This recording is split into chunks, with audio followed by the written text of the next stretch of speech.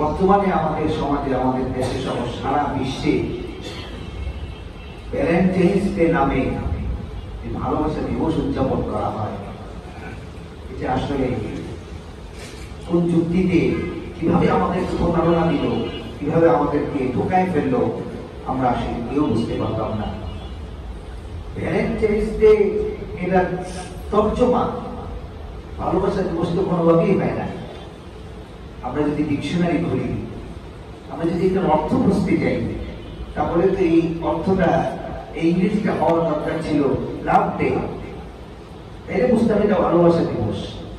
Valentine's day মানে ভালোবাসা দিবস, এটা তো এই ইংরেজিটা তর্জমাই ঠিক মতো হইল না। তাহলে এটা আসলে থেকে আমরা তালাশ করা শুরু করলাম।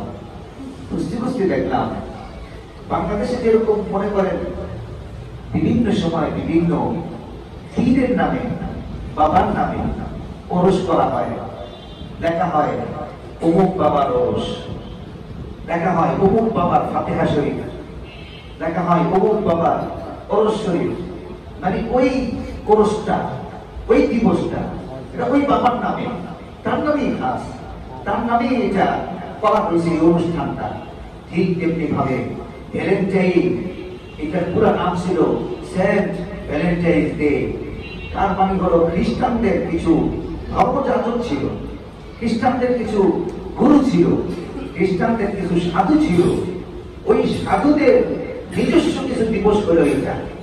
সেন্ট মানে সাধু, সাধু ভ্যালেন্টাইন্স দিবস মানে খ্রিস্টানদের অনেকগুলো সাধু, অনেকগুলো পাদ্রী, পাদ্রীকেই ভ্যালেন্টাইন বলা হইত।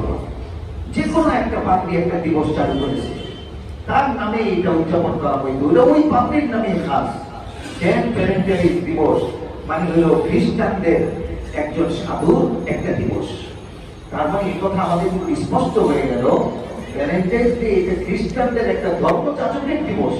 এটা তো আমাদের মুসলমানদের খ্রিস্টানদের দিবস পালন করা কোনো প্রশ্নই আসে না। আমাদের ইমাম চলে যাওয়ার কথা। এটা কোনোভাবেই ভালোবাসা দিবস না, এটা তো খ্রিস্টানদের একটা ধর্মযাজকের, নির্দিষ্ট একজন ধর্মযাজকের আবিষ্কৃত একটা দিবস। যেমন নাকি বিভিন্ন বাবার নামে ওরস করা হয়, গিফট করা হয়, অমুক বাবা ওরস। ঠিক এটা হলো সেন্ট ভ্যালেন্টাইন্স দিবস মানে হলো খ্রিস্টানদের একজন সাধু ধর্মযাজকের দিবস। এই দিবসকে কেন্দ্র করে তারা বিভিন্ন আয়োজন করে থাকে।